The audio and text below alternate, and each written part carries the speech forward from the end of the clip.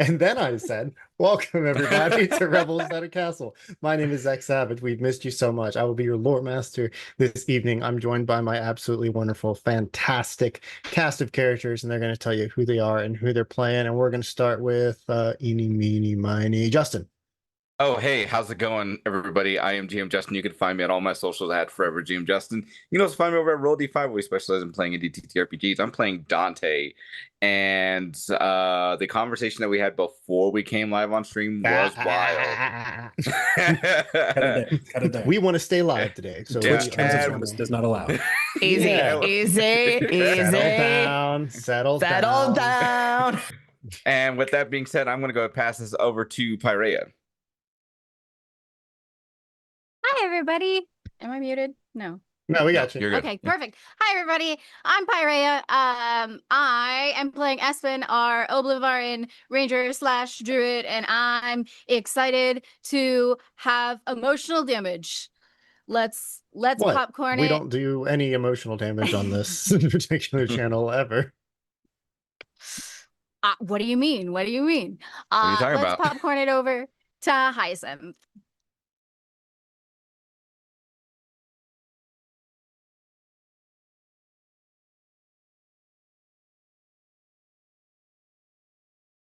Sorry, I'm a little thrown off. We got a last name for Serafina there for a second.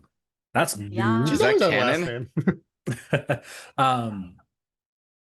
right, but I don't think you've ever Yeah. said it. I was like, wow, hold on now. Hi everyone, good evening. My name is Sam. I go by Utah Indie on both Instagram and Twitch. And tonight I will be playing your sad boy pirate, Revless Noge. I wonder what that means. Yeah, I'm sure. Yeah, everything's fine. Still mad about it. I'm still fucking mad about it. Probably nothing. Which leaves Hi. us, yeah, with Laura. Yeah, no, it's me. And no surprise, I'm mad because I'm your resident barbarian. Hi, hello, good evening, folks. You can call me Laura or Tutu or Laura Tutu. And tonight I am playing Orient Shieldbreaker, Path of the Totem Warrior Barbarian, and here to break things. I don't know. Break things like hearts, because that's pretty much all we've been doing thus far. At least last Sure. episode. What do we say? It was like rosewater and lemon? Oh, definitely like leather.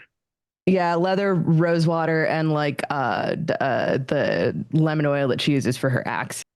That's what it was. That's That's what it was. That's what it was. Because that helps get the blood off. Mhm.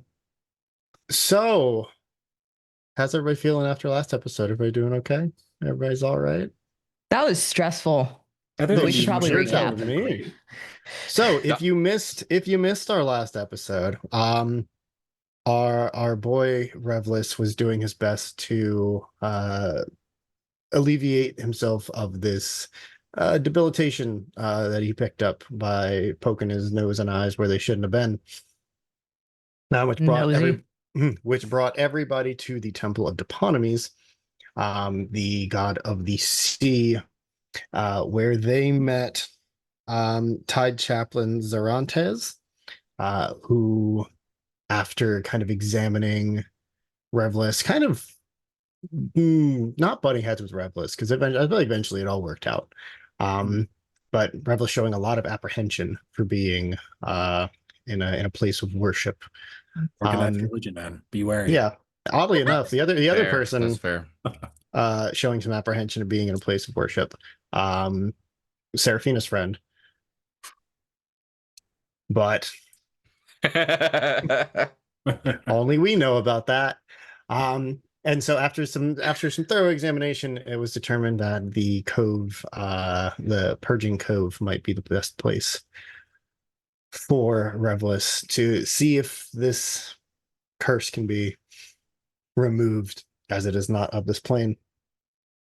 Which we then began maybe the saddest sequence that I've ever had to do in front of an audience. And Revlis was faced with some old deeds, some old wounds, and now either has 100 years to deliver up another sacrificial lamb for the next feast of Amity, lest he become the sacrificial lamb himself. But as he burst through the waters of the Purging Cove after the salt of the sea graced his nostrils, and he was able to taste the water and see everything maybe even a little bit brighter. And that is right where we are now. So, Revels, you have just re-entered the world, it feels, after being held under the water by the Tide Chaplain, who you see, while his eyes and tattoos were all glowing, seem to have all gone out when the sea sprites did, but now that dull glow of the cove has returned, and he is now standing in front of you again, and kind of just like looks at you and says, "Well, did you get everything that you needed?"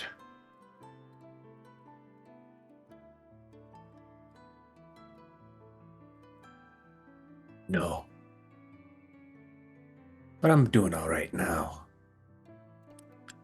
I assume there's no more dunking? No, that'll be it. Good. Right then. Ori, help an old man up out of the water, please. Yeah, Revelous, you see that Ori is basically taken like a diver's squat at the edge of the pool because she was ready to go in. But her form relaxes and she like grabs her shirt and shrugs it back on and like pulls you out of the water. So, Revlis, as Ori goes to kind of huck you up out of the water, you have a leg that you favor. You kind of brace for that like familiar ache, and you don't feel it.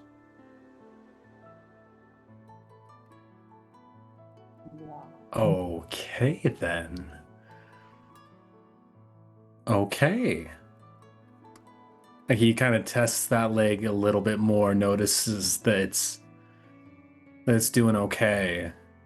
And almost just out of sheer muscle memory at this point, continues to start to limp a little bit as he walks.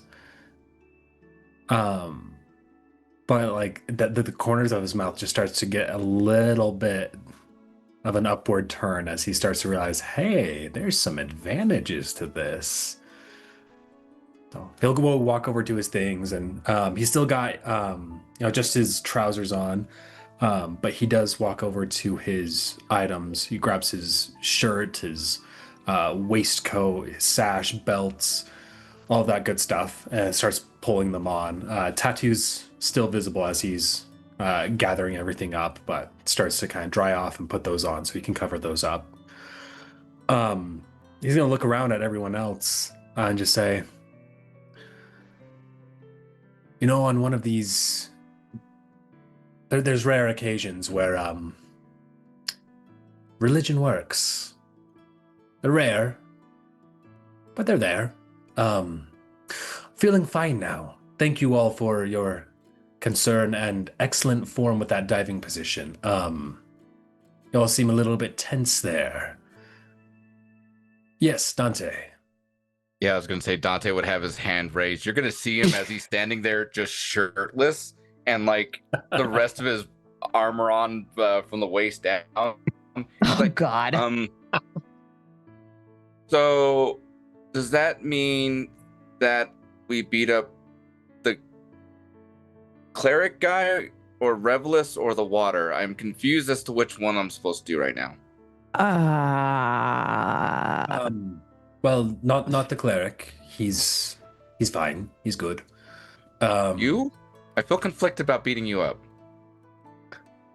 Maybe later. Maybe later. We can spar later if you need that. We can do that.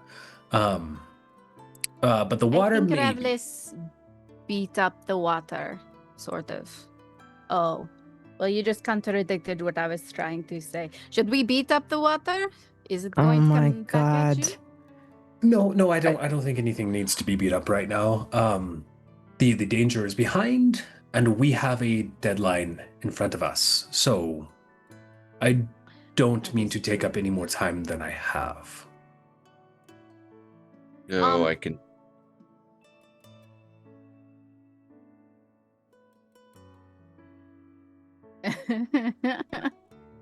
Exciting. Like an armful of sticks, but they're gone. Oh. As she approaches, Rebels is gonna drop to one knee and just kind of like help her like carry them and like bring them over to his chest and be like, "Thank you very much. Thank you for looking after those for me. There's no one I would have trusted them with more. So, good job." No, they didn't. Wet powder is never a good thing when it comes to these guns. He'll take the guns, he'll shove them into his sash. He'll turn around and look at the cleric. Remind me his name one more time. Yeah, Zerontes. Tide Chaplain Zerontes. Yep. He'll look at Zerontes, kind of point his chin out, kind of reassuming his outward defiant pose. Just be like, "Tell your god thank you, if he listens." You see, he kind of narrows his eyes at you. And he goes, "If that's who you wish to think." But we should best get on. This isn't really a spot for socializing, and we do have a bunch of slippery, jagged rocks to meander over to get back. Right. Oh, please, lead the way then. Let's scurry. Let's go catch our ship. Yeah, I'm gonna say you guys. Oh, go ahead. Zach, do we notice anything about Revlis other than like Not him just limping? walking? Yeah, a little bit stronger on his leg. Yeah. What is? Sorry. So you give me a perception check if you like. Yeah.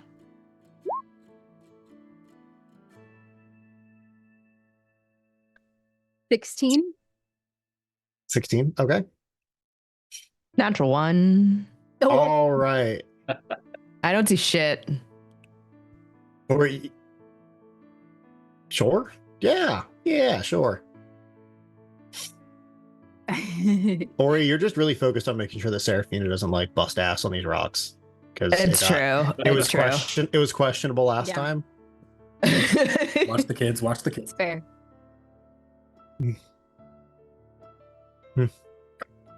I feel like at one point Ori kind of like puts a hand sort of like on the back of Seraphina's, like not like holding the back of her neck, but kind of like just over her collar. So in case she beefs it, she'll just kind of be able to go whoop.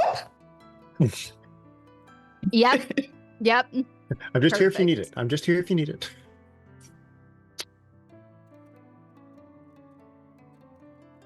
Oh. Yeah, so you notice that he is like a little more like deft at moving across these rocks. He didn't have a hard time before, given his background on and off ships and on rocky coasts and such, but there's just something a little bit more spry about Revlis right now. Seraphina, go ahead.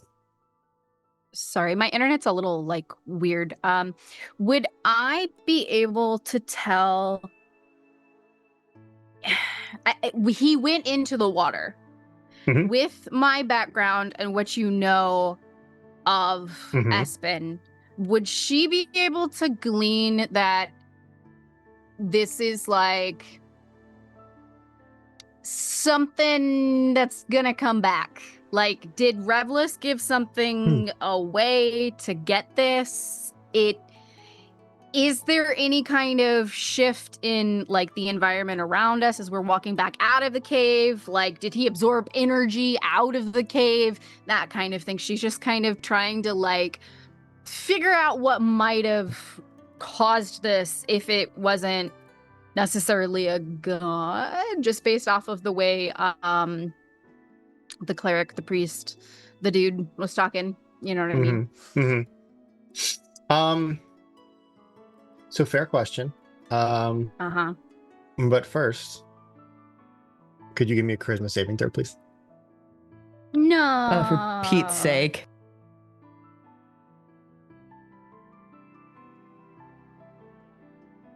Mm. 13. 13. Yes. All right. Girl, you gotta go get into the water.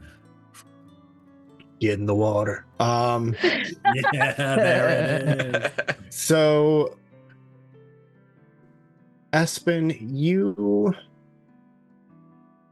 the Obivards have their way of doing things, and they honor things in different ways. And that is not without its small bout of rituals. And the waters, specifically on your side of the world, sometimes aren't just water. And water is very significant. It gives life. It has the ability to take away life, and sometimes it is a portal for maybe in between, depending on where you are in the world. Okay. And you, of all people, have certainly communicated with beings who thought themselves gods. Okay. Cool. All right, she'll just keep that in mind and keep an eye on Revlis as they're leaving the cave. Seraphina, yours is way more methodical. On the way to the Purging Cove, you noted that Revlis's hair seemed to be just out of sorts. For no particular reason. His cheekbones were a little more sallow and exposed. The look in his eye was desperate. And all of those were new. But he's always had a very distinctive gait. Old humans tend to develop that. So for the first time, you see that his shoulders don't dip as he walks, as you're about to prep to get onto these rocks. He just looks a little more square. He looks a little more spry. He looks a little younger.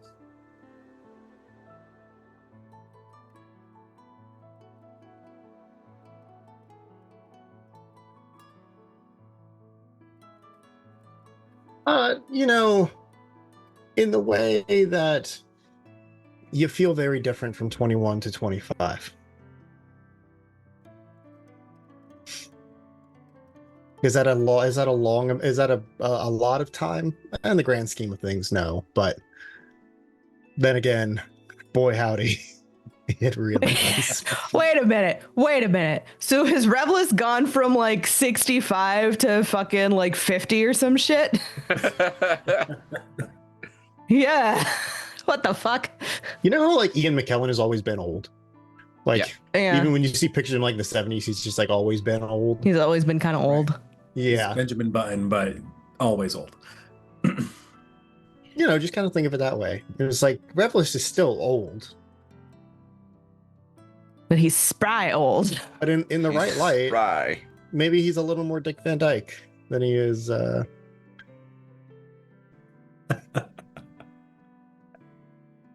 But also the light's really weird in this part of the island, and the sun is kind of starting to dip, so I'm Maybe I'm Harrison Ford in Indiana Jones 4 rather than Harrison Ford in Indiana Jones 5. right. Fair. Maybe in the cold light of day, Revelus is still just a crotchety old bastard. No, that remains to be seen. That's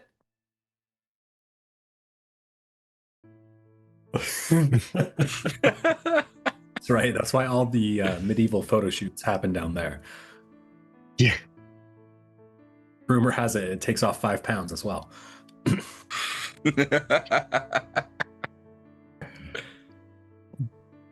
You guys seem way more concerned about what you don't know than what you do, and that's great.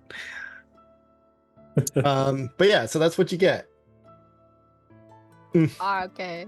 Suspicious. I don't know what you're talking about. We're chill. It's cool. We're just vibing. That's all it is. We're just vibing. Ori and Dante have nary a care in the world except for Ori's making sure the tiny one doesn't fall her death into the sea. No one's told Dante to put a shirt back on, so he's just walking there, taking small moments to flex a little bit. He's being a little vain at times. Oh my god. Hot. At this point, I'm sure he's got his fucking armor just kind of under his arm. Yeah, exactly. Slowly taking off yet another piece so that you can see those muscles. God. Hey, Revless. Oh dear God. Can't relax. Jesus. I'm sorry. Settle Sorry, Yeah, down. I'm okay, still sure, in last sure. episode. Everything's fine. Yes, benevolent DM. Could you give me a perception check, please? Sure. That's odd. Sure. Depends on what he's perceiving. Yet. We've got a 22 on that. 19 A plus 3. 20. Okay. He is feeling Spry, good. He's spry feeling young man. Great. He can taste rum again. He's having a great time. So as you all are kind of making your way along the rocks and getting back onto sure ground again, you notice that there is an albatross circling. It's probably about a mile out. And just seems to kind of be it just makes wide circles. Just along the bay area. Okay. Is there there's no particular space. It's just circling the bay. Mm-hmm. And albatross can fly for miles without even flapping their wings, so it seems to be just kind of taking the wind up and then letting it circle down. Okay. Well, knowing what an albatross symbolizes or can symbolize, kind of the duality of that bird. He's gonna pause for a moment and kind of squint up towards the sky and just kind of watch it. Wait for everyone to kind of come out of the cave behind him, wait until they're all walking up ahead of him before following, but he's just going to keep watching it and see if it has any consistent patterns. I'm assuming he can't really see anything about the bird itself. No, it is quite out there. Right. It would not make sense for it to be anything else based on Revels's experience, the size for the distance. Right. Okay. He's just going to keep staring at it for a while, keep squinting, kind of shielding his eyes to make sure he can get a little bit of a longer glimpse at it. Then he'll just kind of grunt to himself. That's strange. That is fucking strange. And then going to keep on walking.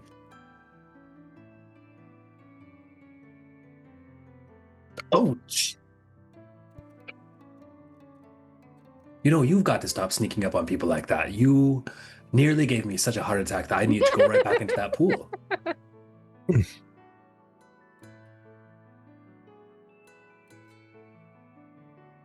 Oh, yes.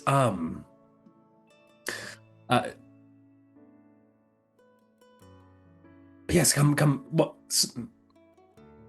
Smelling? Are you smelling strange things? I know that this bay right here does not smell great. There are a lot of dead fish and seaweed. That does not smell wonderful. But no, I can smell just fine now. Thank you. I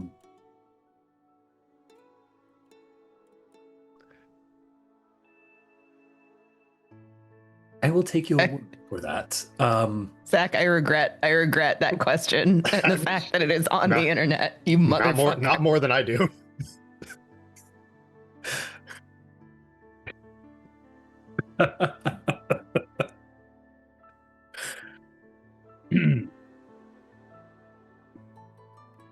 On the scale of things, Ori is the best. Got it. And Ori is the best thing that Seraphina has ever smelled. Oh my god. So now that as well is on the internet. Clip it, chat. That's right. Do your job. I am curious, to say the least, about how you've smelled our companions. No, but what I was saying. Right. What I was saying was strange. Was the bird right over there? If you come over here a little bit closer, and he'll kneel down next to Seraphina, put his arm up around her shoulder, and kind of points up and say, "Do you see the bird flying in the distance over there?" Seraphina, you don't. Oh no!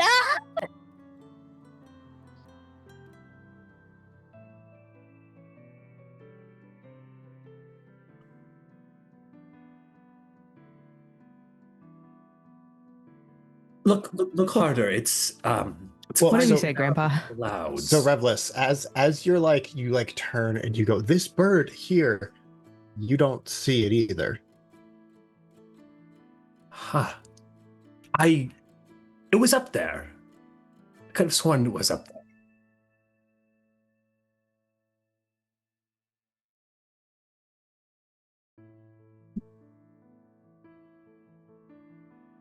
Could have been. Right. That's okay. No, let's keep walking. I'm sure there's birds everywhere out here. Probably just went behind a big of cloud. Can I ask you a question though, Seraphina? Why did you smell Ori? It seems a little strange, and I want to make sure that we talk about boundaries. Boundaries are important. Consent, of course, is also very important. But why are we smelling?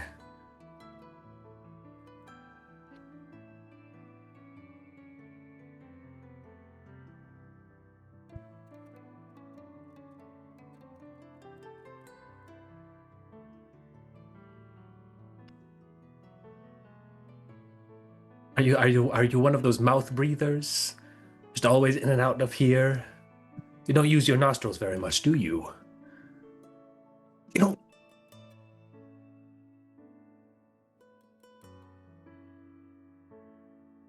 That's strange. For all of our travels together, you've never told me that you can't smell?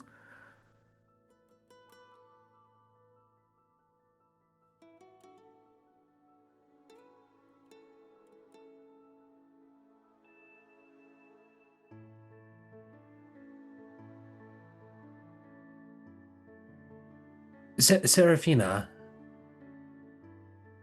how long have you not been using your nose?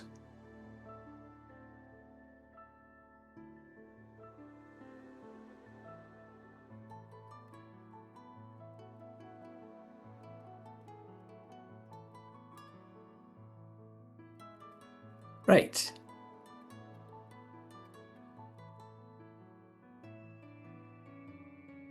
Mm-hmm. Mm-hmm.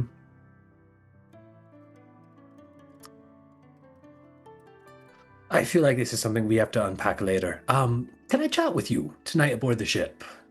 We can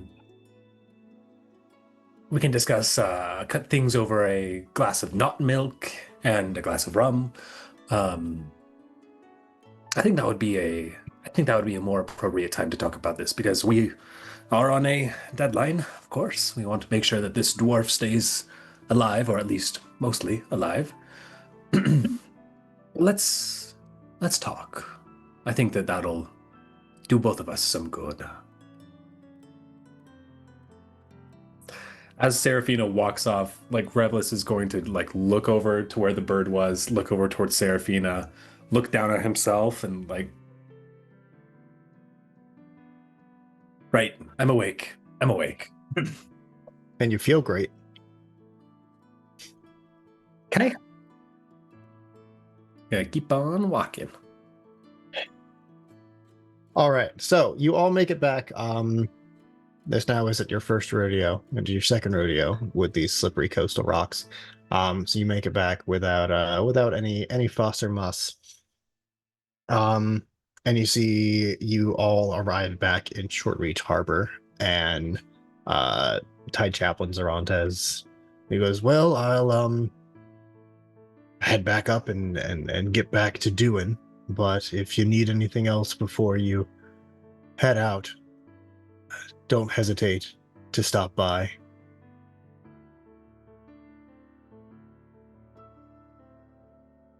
Next time people come by to see you, make sure you have cookies this time. I'll put it on my list. Watching you. Lore Master, Ori's gonna take like a small like coin purse from her satchel and just toss it to the chaplain for your services. Well, it's not a lucrative business I'm in, so any donation is appreciated. And you see he'll take off, he like reaches underneath. He's put his robes back on. You can't see how hot he is anymore. And reaches under, and you see he takes off this very simple emblem, and it's just on like plain black braided leather cord. And it seems to be this piece of driftwood that is emblazoned with a blue background with a long ship on the waves, and goes to hand it to you, Revlis. And he goes, "For safe travels, wherever you end up." I thank you kindly. And he'll take the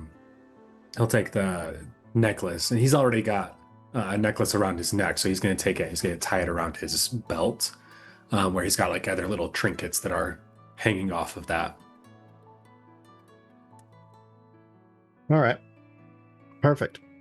So, kind of bids all of you farewell and heads back up, kind of like up the cliff to Longfall, where where the Temple of Deponomies is.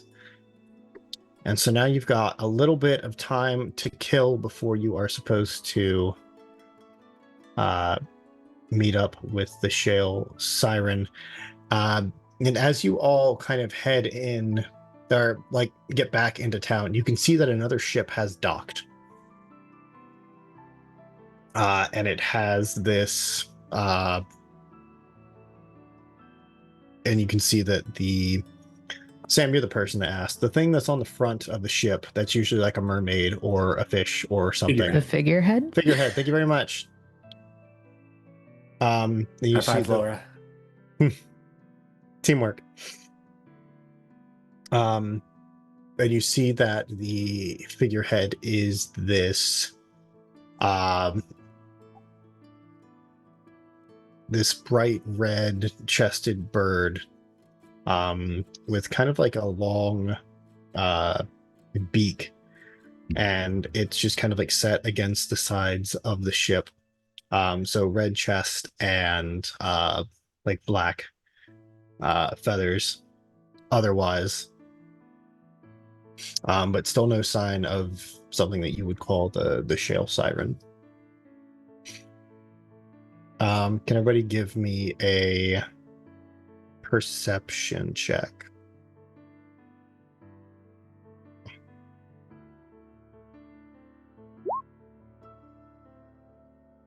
$16. 14. All right. Yeah. 13, 14, 16. 21. That's... Do I hear it? Okay. No, okay. All right. So 11. 13. Okay. So 13 and 11 don't do it. Because Still it flexing. seems, yeah, still just giving them the business. And anybody who will look. What a guy. Ooh. Terry Crews flexing. Doing the titty dance. Yep. Yeah. And you see that there is a nameplate for the ship. But it's like very well worn and almost looks like it's kind of been like intentionally rubbed out in some spots. But everyone who passed can make out the name, the Scarlet Jackdaw.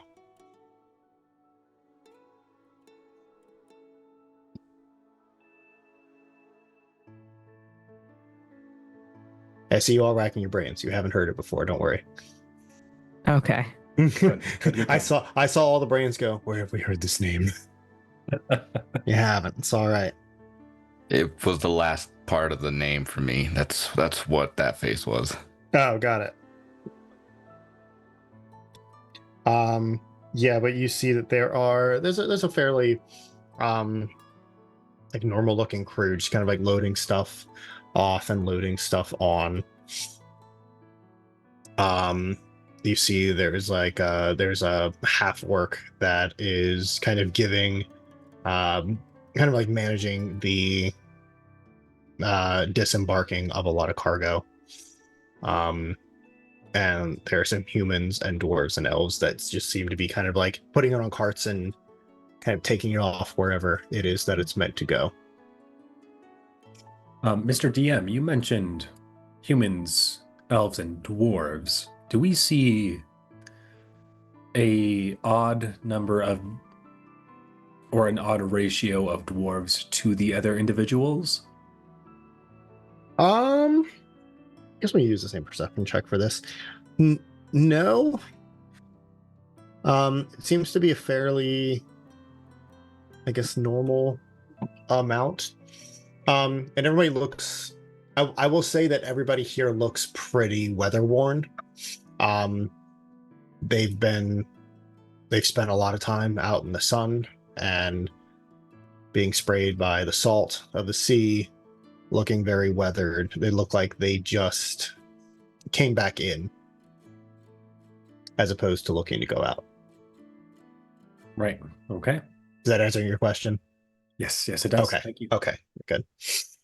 I feel like there's a normal amount of dwarves, maybe doesn't suffice the question here. Stop right now. Don't read into it. I'm like, wait.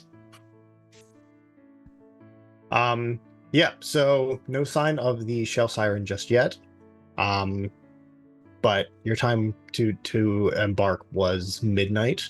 And right now it's about 7 p.m. ish. So you do have a little bit of time to kill. What would you like to do? I don't know if we need anything. Because we did manage to go shopping before we left. Yeah. Does anybody? I don't think anybody has taken any damage or anything. Revlis, did you take any damage other than emotional damage? Like just some spiritual scarring, is that it? That's right. Old man is beaten up on the inside, but he's good on the out. Okay. Just making sure. I would Revlis, you know these areas a little bit better than the rest of us. Are there any like specialty shops we should be looking for in areas like this where, goods might, I don't know, be stolen but really, really cool and unique? Or, I don't know. Well, You're looking for a someone who fence. Yes, I would say Ori can answer that question just as well as I. Oh, well, then both of you, I guess. I've just never been to a city like this, port town like this. I'm gonna be fully honest. My my speciality is more inland. The things that I liberated tended to be river barges. Not much of a seafarer myself. It's all right. It all ends up being the same in the end. Yes, Espen, there's usually a dock house. A dock house that is under some sort of alias or name, or maybe it's just an individual at the dock house, but when ill-gotten goods come in and want to avoid any customs or inspections, normally workers will disguise those in crates with false bottoms or barrels with false tops, and those will go into the dock house and then out at differing times of the evening to locally owned stores. A lot of the times those go to taverns, sometimes they go to apothecaries, they can even go to clothing stores. It really just depends on the proximity to the docks and how well kept the exterior of the shop is.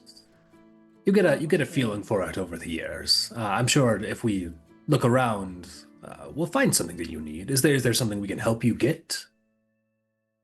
Not really anything in particular, but I was kind of thinking that maybe we should try and find some emblems or talisman or items that are magically inclined.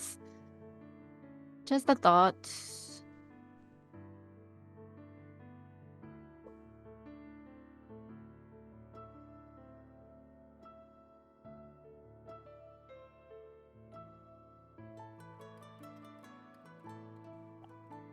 That is not a bad idea.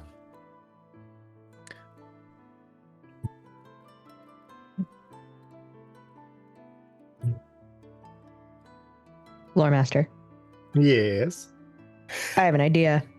Mm-hmm. It's not like groundbreaking or anything.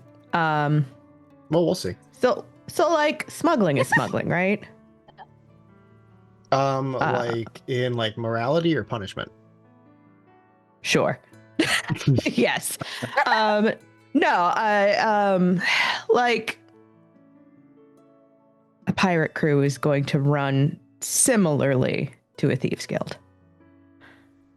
It would make sense, at least in Ori's mind and kind of in Laura's mind, that at least you're going to have, if you're trying to move your ill-gotten goods, there's going to be a code or a system or something that if you're in the know, you know what to look for. Like, I don't know, thieves can't. You know, I mean, it's almost like if there were something Almost like that. It's almost like you've got a pirate and a smuggler on the same crew. Almost like I've been waiting. You've been waiting. yeah. Let's- Yeah, no, Pi. Ori knows thieves can't. Hell yeah.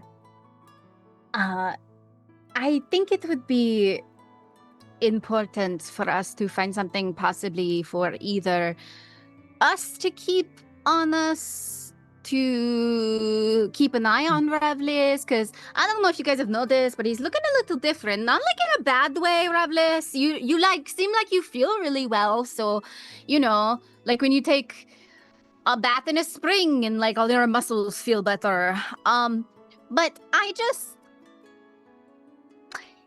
magic can be kind of weird. And, I don't know. This seems like the kind of place to also find weird things that might be helpful. So you want to go looking for ill-gotten wares? Yeah. Okay. Well, All right. All right.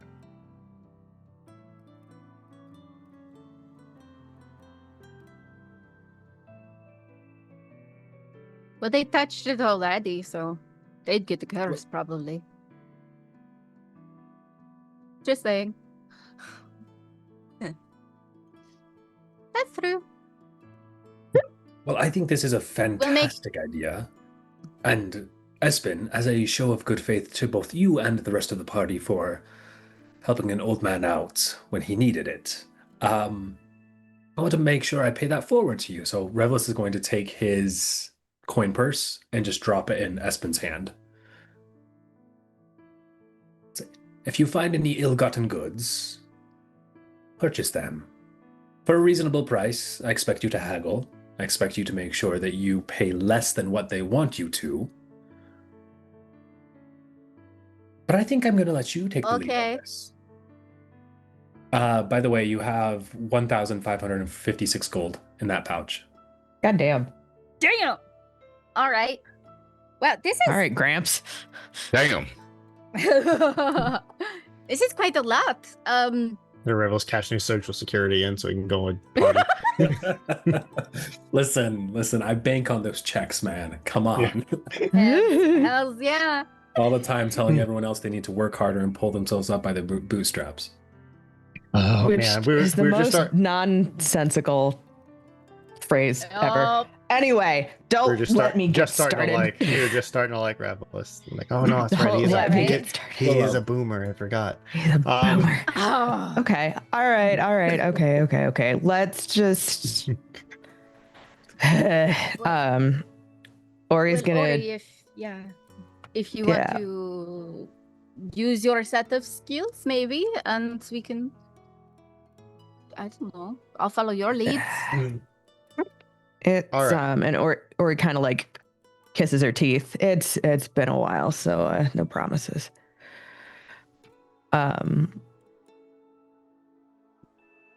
Yeah. Oh, don't worry. Exactly. Seraphina forgot how to smell. It's all fine. Just teasing you. That's all right. We're gonna unpack that later.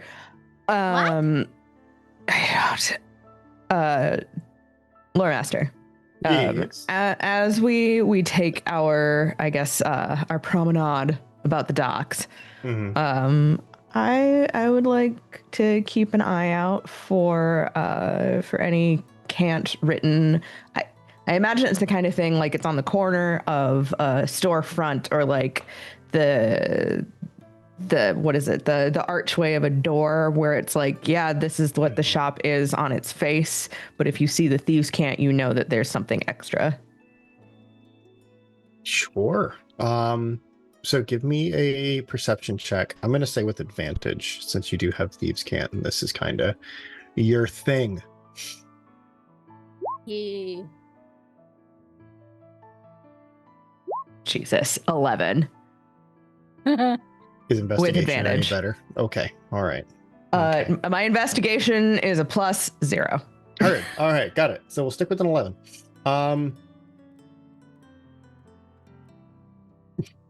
Is this, you just spend an hour going to like, is there anything here? Is there anything here?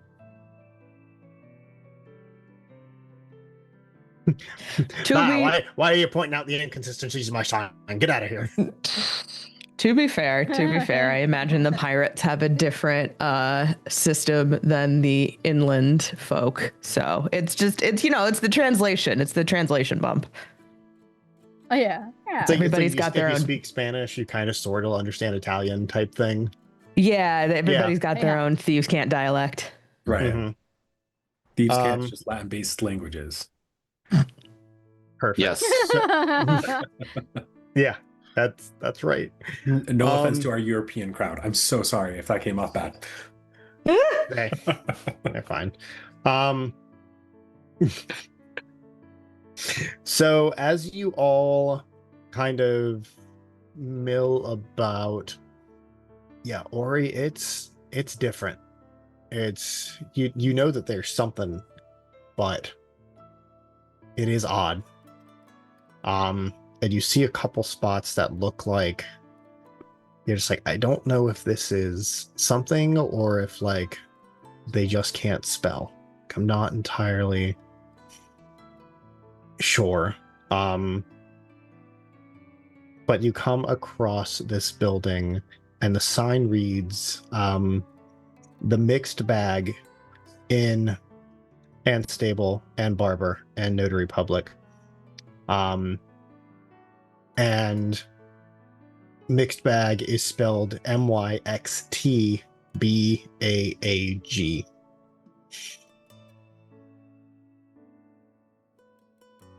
And you see that this is one of the only places that seems to have someone attending the door. And you see that on the barrel opposite him on the other side of the door, there are 5 candles that are unlit. Now, back home, you remember that candles were very useful for signaling the presence of something, not necessarily ill-gotten goods, but maybe whether a person of interest was attending a certain inn, or answers to yes or no questions, 1 for yes, 2 for no, things like that. But unlit candles don't really serve anybody when the sun is going down. Interesting. Is Paul Revere here? Jesus. Yeah, that's right. How many candles have we got? 1 if by land, 2 if by sea. There's 5. There's so many British coming. There's so many British. Okay. So many. Ori's going to sort of motion to the rest of the party to like, hold on a second. Because if she knows anything about folks of this particular ilk, they tend to be twitchy bastards. So, you know, a whole party of strangers is probably going to make them pause or just run. All right. So she's gonna walk up, and from her pocket, she's gonna take a gold piece and just sort of toss it back and forth over her knuckles. And you see the fella, he has this very wide brim hat. He kind of looks up, and you can see that it is a Goliath. Seems to have seen his fair share of scraps. And he smirks, and you can see he's got a couple of gold teeth. And he goes, "It's pretty deft hands you got there."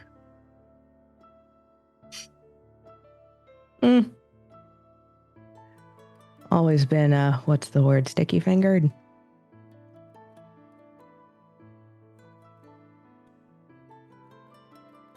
Can you light the way?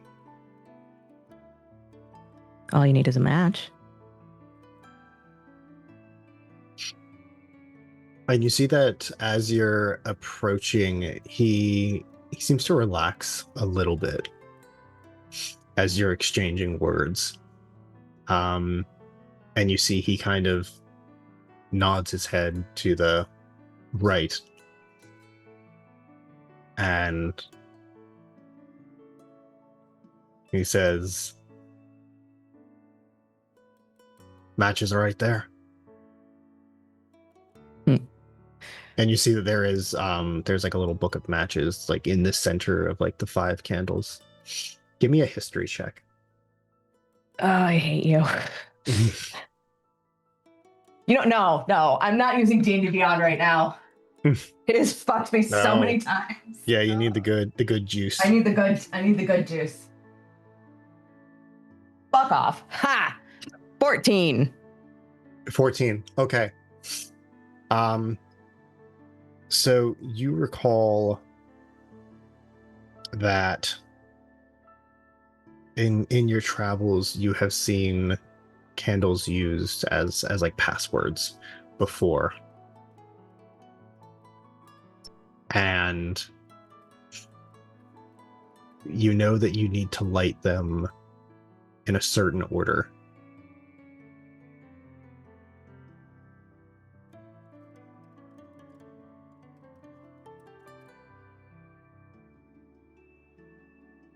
Okay.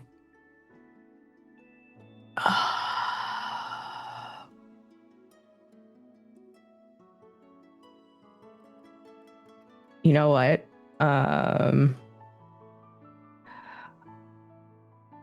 Ori's gonna use the pattern that she learned from her home guild. So, yes. However, your home guild uses 3 candles.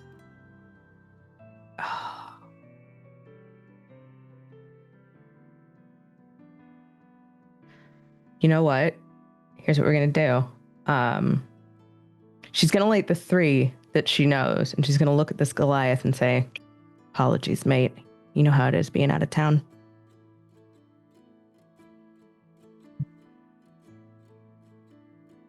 What direction you come from? Ressia is what, north? Yes? Yeah, like northwest, yeah. Flew in from the northwest.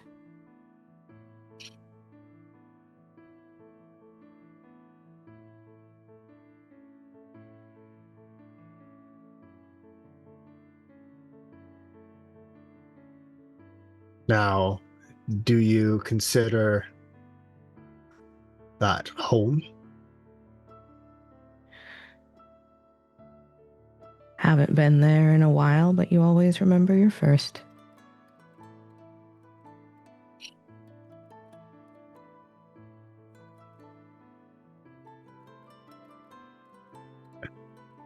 Give me an insight check real quick. Okay. 17?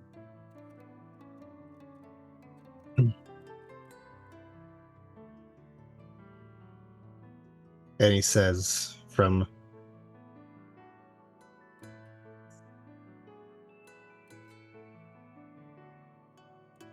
so far up north to all the way down here is quite a journey, but I think a longer journey would be from down here back up north. And you pick up that he is telling you in which order to light these next 2 candles. I will follow his directive. So as you light the candle on the bottom right of the star, and then you light the candle to the top left of this star,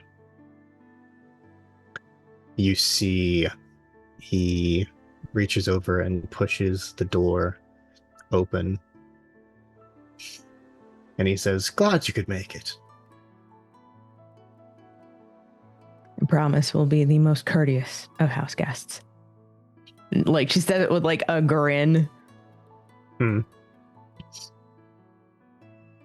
you all head in?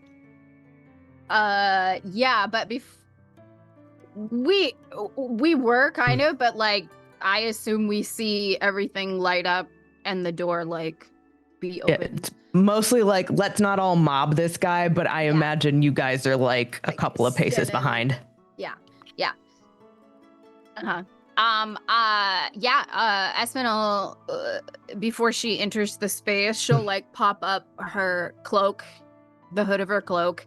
But instead of her ears poking out, she adjusts it just a little bit more forward to where her ears stay underneath the cloak. and she'll start following Ori. Okay. Does everybody else kind of follow suit? So Yeah. as you all head in, when one of you passes, the other four see that one candle goes out, and then the next, and then the next, then the next, and as the fifth one of you enters and the last candle goes out, the door closes behind you. And that's where we're going to take a quick little breaky break. Cool. Nice. Yeah. Love that. So we're going to be right back, and you guys are going to, I don't know, window shop the black market is what it sounds Hell like. yeah. Very good. Only way to do it, I guess. Is there any other way? Is there any other way? About to find out. Yeah. Do they have a website? Do you have expedited shipping? But yeah, so get some water, go to the bathroom, do some stretches, and we'll be right back. Welcome back, everybody, to Rebels Without a Castle presents the Stone Lord's Folly. Our group just entered a black market front in a pirate town. And I'm sure nothing bad will happen. So, as you all enter, you feel, you like see as you like as the door opens that you can't see like into it at all. But as you like come through it, you see that magical darkness kind of like falls away. And you are in this seemingly very well kept yet barren storefront kind of feel. You see that there is a counter in front of you with an elvish man of indeterminate age, because that's how elves work. He's got long blonde hair and a kind of like forest green tunic with a like a brown vest over it. And you see that there are like a couple like bottles and boxes and stuff on the walls, but not anything really like that screams like Black Market Expo. But you see, as you all come inside, he looks up from the desk and goes, "Oh, welcome. What can I do for you?"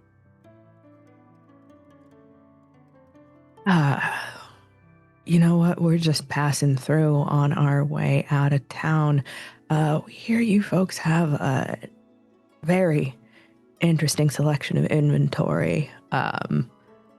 And Ori will make sure that like he can hear the coin purse at her hip jingle.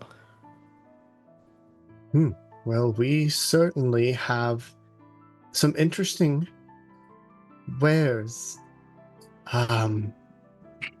Anything in particular that you are looking for today?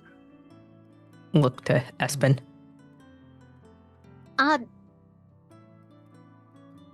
Sorry. Espen will nod and she'll go, we are looking for things that, might assist us with the Fae.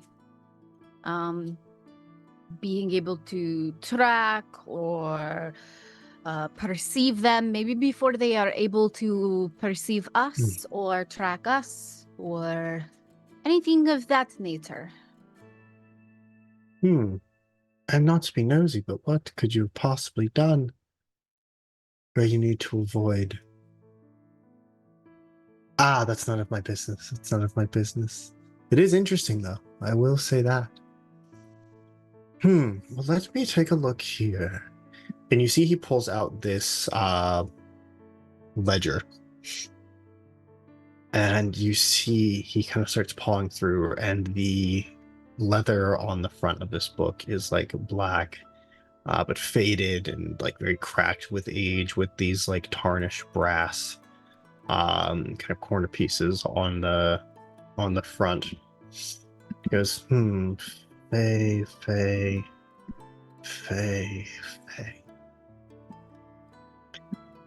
It does not look like we have picked up anything in particular to deal with those kinds of folk. But we did just get a new shipment of things in that may not keep you from being found, but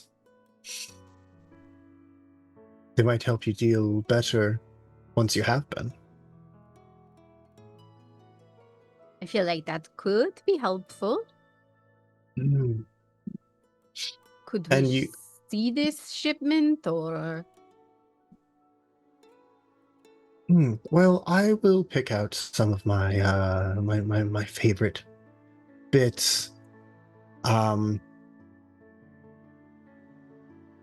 Ori and Revlis, you know that when a fencer says their favorite bits, that is simply the things that they don't plan on keeping for themselves.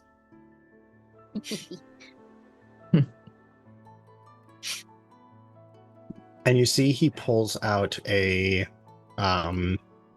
this like little, almost like jewelry box sized thing, and opens it up and puts it on the counter and spins it around to you, and you see this deep red little sphere sitting on like a cushion inside the box.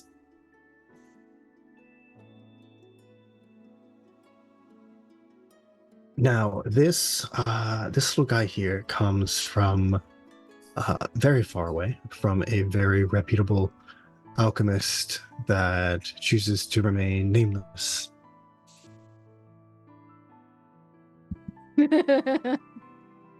But we only got one.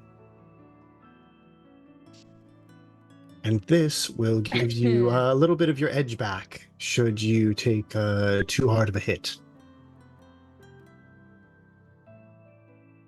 Huh. Okay. Oh, I wouldn't do that.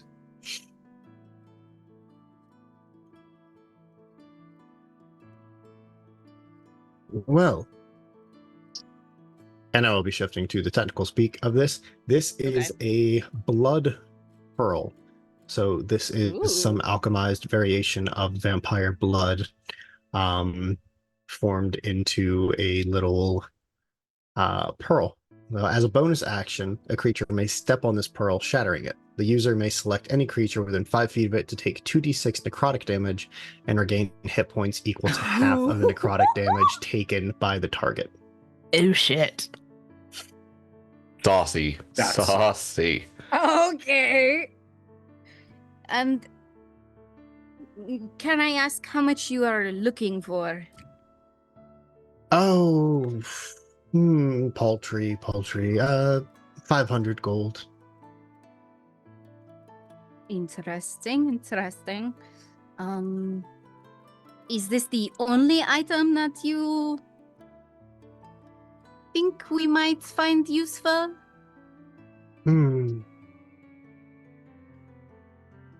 Well, that one there, and you see he kind of nods towards Ori. This might appreciate this little trinket. And you see he pulls out another little jewelry box and opens it up and turns it around, and you can see that there is what looks like a jagged piece of obsidian on like a tarnished silver chain. And he goes, now this is maybe in the same vein as this first item, but turned up a notch. Do you gamble, miss? Oh. Usually only with my life. Then this is perfect for you. So this little trinket is the Deathwalker charm. So this charm has 3 charges and gains 1d4 charges daily at dawn. While this charm is attached to your weapon, you may expend a charge to deal an additional 2d6 of the weapon's damage type. If you do, you flip a coin. Heads, you take half of that additional damage to yourself, rounded down. Tails, you take double the additional damage, rounded up. Damn. But barbarian. You got hit points. You're supposed to use them. Yeah, no. All right, what's that going to cost us? Well, in keeping with the spirit, why don't we flip a coin? Mm-hmm.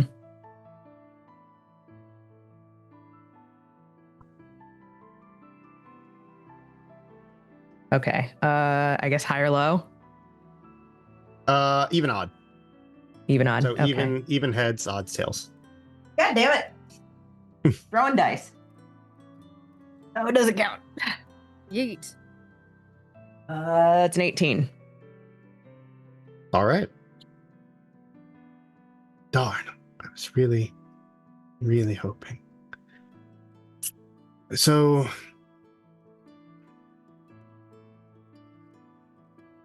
700 gold.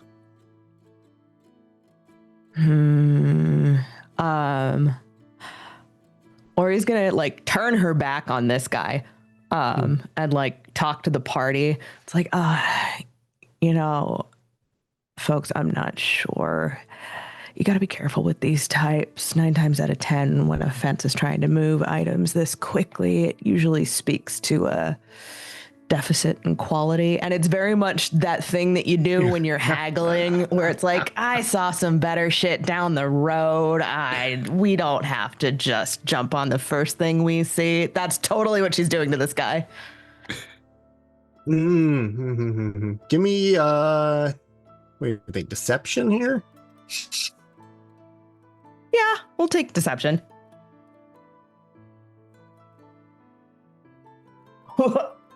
Dirty 20. Nice.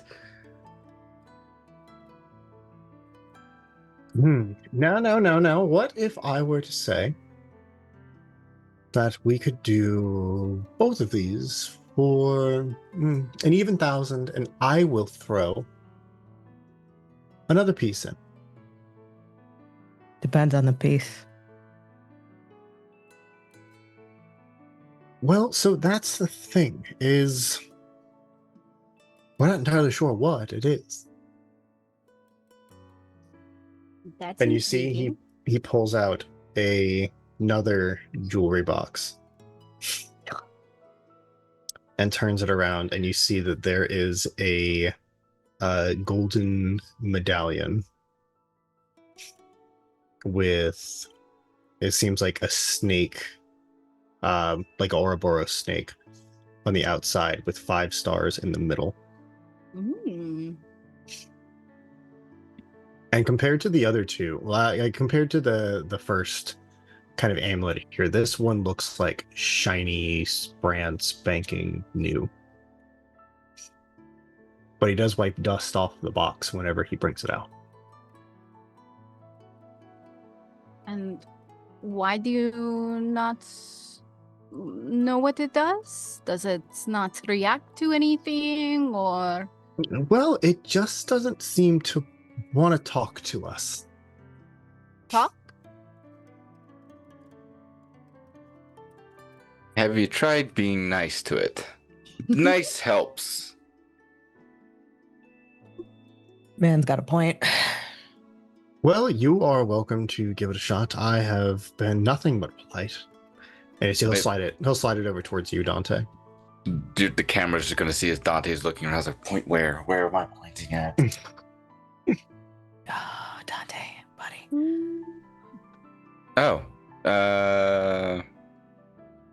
Dante's gonna like slowly get up close to it, look at it, raise a finger, poke, like, hello? You in there? Come out, please. Tap, tap, tap. Slowly starts to like try and like lift up the case just to see what might be inside of it. Do I come to your house and shake it about? What? I'm sorry, it's sentient? immediately drops and be like, "Sorry, I did knock a couple times and no one answered." Did we hear that? Yeah, everybody hears it. What's your name? My name is not important to you. I'm not the one shaking the domicile of another. What is your name? I'm Dante. At least that's what I'm called sometimes. Anyway, yeah, no. What's yours? I gave you my name. You give me your name. That's a thing, right? There's silence. Sir, I have coffee and cookies.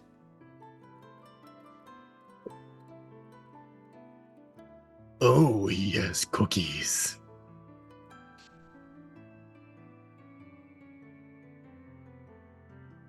I am Terracin Deep Scourge. I would very much like the cookies. Dante is just going to like go for his backpack and pull out some of the cookies that Espen had given him earlier and be like, "Here is cookie for you." Now, hold on just a second. We don't know where these cookies came from, and we don't know who made them, and we don't even know what allergens are a part of this. So let's take a second. And all these voices are coming from this amulet. Oh, well, my friend Espen is the one that made them. And Espen, you didn't put any allergens in them, did you?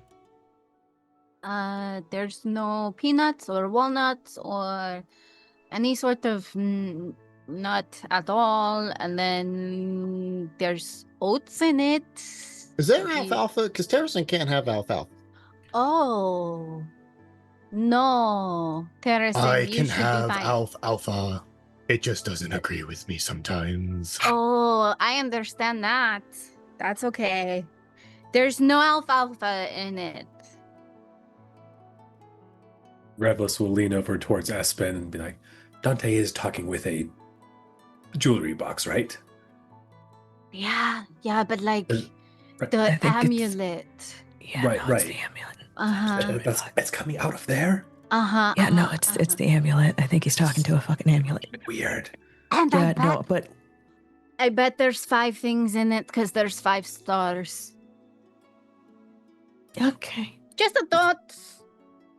So, what all do you do in there? And what all can you do? Or you just look cool? I hear there's like 5 points.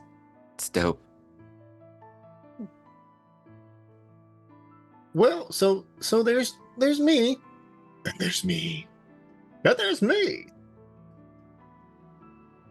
The other two we don't talk to that often.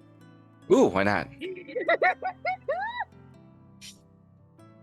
They don't participate a lot. Considering all of the participating that there is to do is existing in this box. Speaking of which, if you would please place the cookie inside the box and close the lid. So if I give you the cookie, does that mean that like I could take you with me? Because if I'm giving you the cookie, that's like the payment for you, right? I think that's how that works. This will be but an installment in the debt that you will owe us in the form of culinary treats. I'll take it, and then you're gonna see as Dante lifts it up very gently, slides the cookie on through until he feels either somebody grabs it or he has slid it all the way in. That will Nope, simply place it in the box and close the lid. If I pick you guys up, will it disrupt things? It will be very difficult to chew if you shake us about. Okay, then here's the first installment. Slides it in, closes it, and I'll look over. I'll look over to Jem's like, I paid for it. That's mine. You know what? They have. I paid for it. That's mine. You want to roll intimidation? Yes, with like the most like what is it? Patrick Star angry face that Dante could possibly pull this out. is Patrick. Okay, that's gonna be a 21. You know, it is all yours. I don't want to see it. It was rude that they wouldn't speak to me, and now I think it's even more rude, the way they behave. So, you know what? It's yours. And if you guys want to discuss these new items amongst yourself for a second, I will be right back. I gotta step out for a sec. Okay. Espen is gonna like lean down near the talking box amulet, all of the above, and try and see if she can like hear them talking or whispering or anything. And then she'll look back at Dante and go, do you think that maybe we could get them out of that box, like after they're done with their cookie? Well, they did Maybe say not that. right now, but Well, they did say like we had to pay them in culinary foods things. So I guess we'll have to wait until I pay off this food debt. Maybe, I don't know. I also wonder who the other two voices are. Also, what are we doing in here? I wasn't paying attention. What's going on? What? We're getting items to try and make sure that we stay safe. Okay. No, that. Okay. Yeah.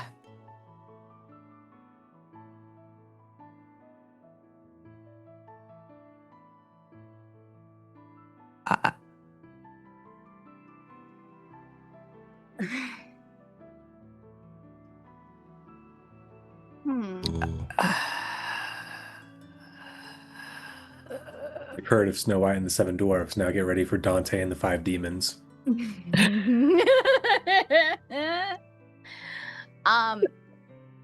I am not sure. Maybe we can, once we have it out of here, we can try a couple of things and see kind of what happens. The two items that Zach was saying, do we want to go ahead and get them? Not unless we put the price down a bit. Like, yeah, 1,000 for those two. Fuck that. No. For those two, no, because it was 500 and then 700. That's like, yeah, no, we're not doing that. Okay. Oh no, Hyacinth. Yeah. Wait, what? Apparently Hyacinth's been muted this whole time. Oh no, Hyacinth. What? No, we can hear her. Well, no, so what happened was, like, OBS will just randomly be like, source not found for my microphone, and I have to, like, sometimes reconnect it, but sometimes it does it automatically. And so I forgot to check, and I thought so, like, I'm not muted on Zoom, my microphone's picking it up, but OBS just decided not to. So apparently Stream hasn't been able to hear me this whole time, but that's okay. All right. What fun fan theories do we come up with? Nobody's been able to hear Hyacinth this whole time. Oh. Super fun fan theory. Also, Sarah. But also, we've got Disney's next movie in the works. Yeah, no, it's Dante and the Five Demons. And I think that it's tiny people, or Seraphina thinks it's tiny people in the amulet. Seraphina thinks it's fairies. Yeah, like fairies, but smaller. Oh, please, no more face shit. Please, no more fairies. Oh my god. More fairy stuff, please. More fairy stuff. Okay,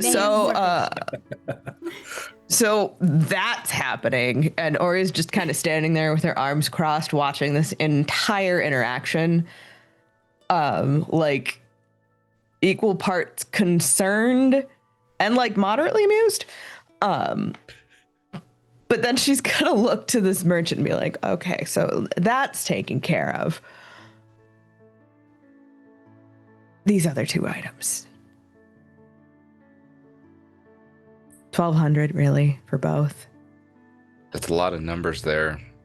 Can't count that high. Don't like that. Give me a persuasion check real quick.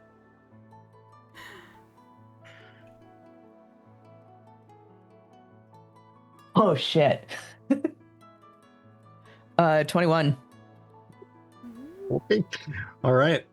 So you see her like look over like Dante with the amulet and kind of like down at the other two things, goes,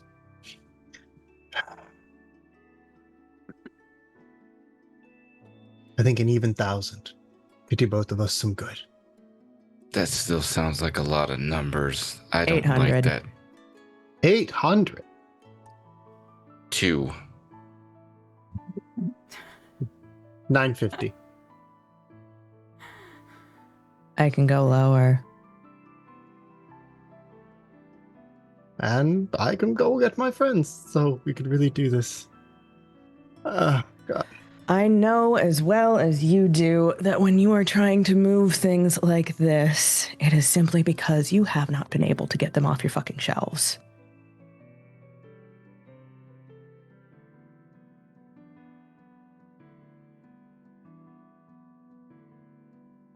$850, low as I'll go. I'll look to the others. 3. What? Nope. Dante, stop helping me, please. Okay. He's just counting from 1 to 850, you said? Yes. Okay. Espen, like, gives a thumbs up with her paws. And she'll take the bag that Revelus just gave her of gold and just like start pouring it on the counter. The whole bag. And like, yeah. Espen doesn't care about money, everyone. Like, this is, she's just like, Revelus is just yeah. Oh man. Eat the Rich includes Espen? Shit. That's a shame. No, she cares about other things that aren't money, like, you know, being awesome and giving people food and other things like that. But the concept of money for her and her culture, like, it's different. It means nothing. So, yeah, That's fair. yeah. That's fair and valid. Yeah, so she's just kind of like, cool, you want these shiny things? Here, you know. And she's literally like sliding it like them across the counter to count out the Okay, we're gonna 850. montage the 850 gold, counting one by one. 1, While 2. she's doing that, can Serafina just try to see if she can make out any of the names in the ledger? Like if any are recent or dwarven? So, be upside down. Yeah. She's Okay. read a lot though. I was like, you say that like she hasn't read a book laying upside I down. read upside down in real life, so I feel like that's not that unreasonable. Fair. That's fair. All right, You so read listen. a lot, you could read upside down. So give me, I guess, investigation check. Okay. Not 20 plus 5.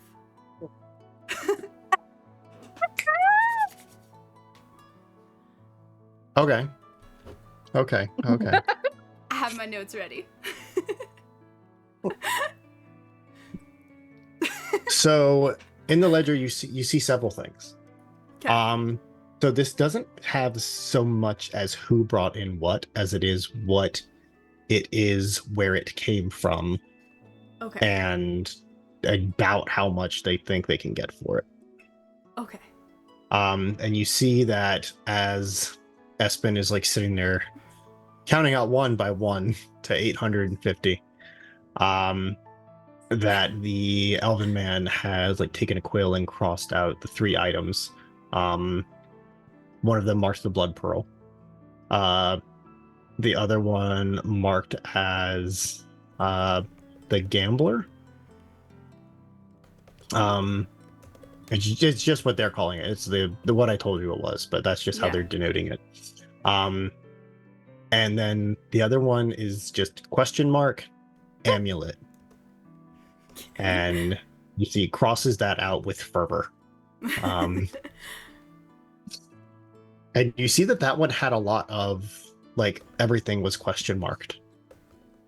Okay. Besides the word amulet. Like they're not like also where they got it from and who brought it is question mark? Does that like kind of worth Correct. Okay. Interesting. But it's like on the same page. Like they got it roughly around the same time? Same page, but like The blood pearl and the Deathwalker amulet Deathwalker charm are like pretty close to each other. The amulet is like kind of down towards like the bottom. Okay. I'd say with the nat 20 plus 7, you say like the ink looks older on the two items that are close together, and then a little fresher on the amulet. Okay. Sweet.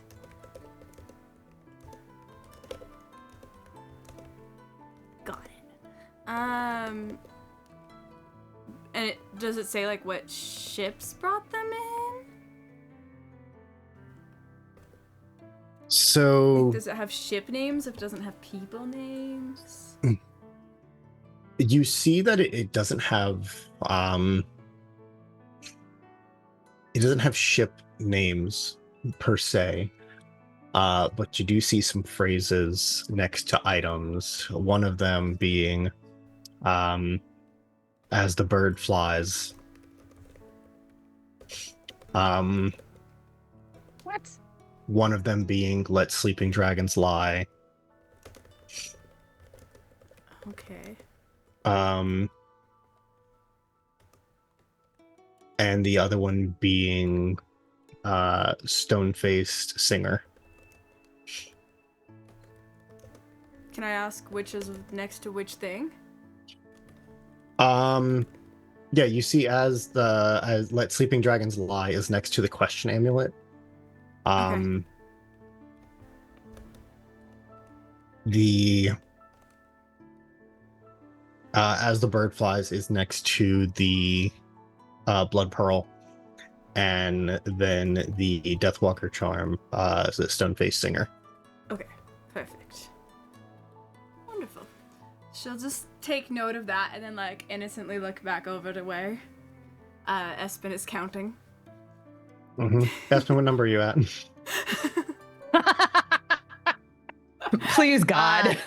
There is 782, 784, 786, 780, 782. Oh, and let's count by fives. Bump. Oh, look at that. 850. Wonderful.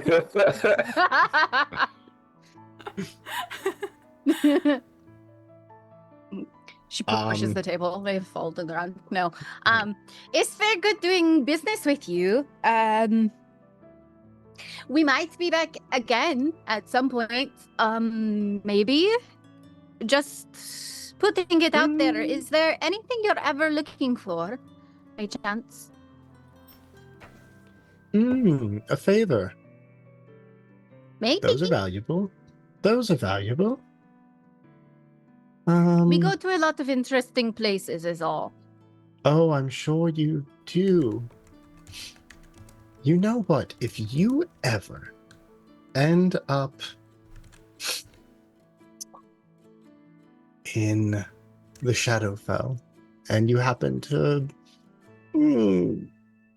come across a large river, a little vial of water from there would not go amiss. Okay. Like, little as in like, little vial of water or like, 3 ounces should be fine, Okay. to be more Well, exact. Okay. Well, we will keep that in mind. I will jot that down if we happen to come across it and come back in this direction.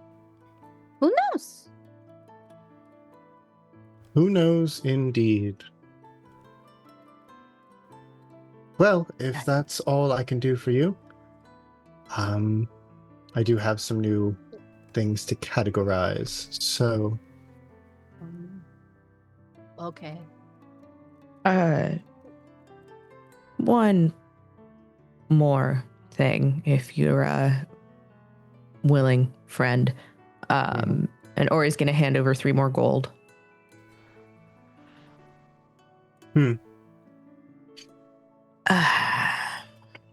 Don't suppose you've seen anyone come through of the dwarvish persuasion. And this is also me looking for the damn name of the kingdom. Hold on. you looking for the clan name or the kingdom name? The kingdom name. Corin. Anyone come through from Corin recently? Past day or so? No, we have not seen any folk from Corin in a good while, which is odd. They usually like to pass some of their more experimental things through us, for liability. But no, I have not seen. Sure. Can Seraphina also do one? Sure. She's not super suspicious in Got general. a 17 there. Yeah, it's 17. 12. I got 18 plus 7, so 25. Nice. Damn. Okay. Go, girl. So you see, he's not lying to you. But he's You don't get not the lying. you don't get the sense that he's attempting to deceive you. You do get a sense that he is not the one that deals with where things come from. He simply seems to be the dealer. He's the fence. So he hasn't seen any overtly Coronese goods. So if so facto, he hasn't seen anybody from Corin. Okay. Interesting. But there are, it's a fair amount of dwarves that like to reside on the coast. But they don't really deal with us all that much. Oh, fair enough. Just figure in this line of work, you see all sorts of interesting folks. I certainly see a whole lot of interesting things. And so do we. Oh, and Izzy kind of like looks at all of you and goes, I feel like that's only going to continue.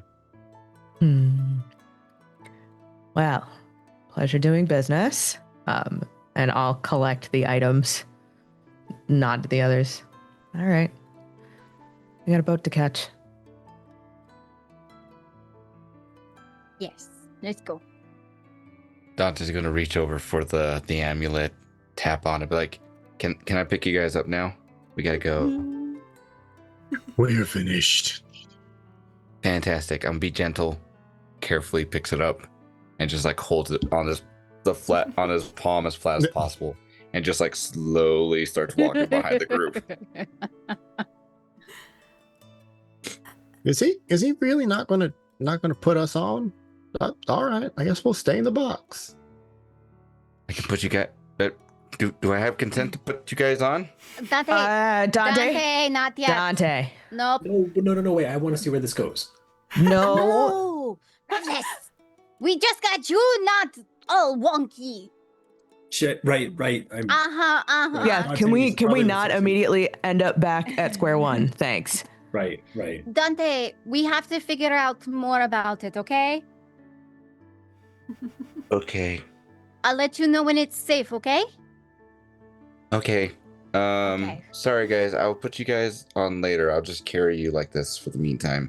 I think we're gonna go on a boat. Hey, Dante. Oh, Yes. Fine. All right then. Just point of fact, before we like really get going, you might want to put your armor back on. But if the boat is going to get away, maybe he would be faster without it. That's a fantastic idea. I didn't even think about that. Cause you said it's running away, right? Cause we have to catch it. I'm gonna look at Revlis. And I'm making this face. It's the "Are you fucking kidding me" face. Revlis is making this face going, yeah, this is our group that's supposed to prevent an assassination. Serafina, sweetie, Yes. it's a turn of phrase. Oh.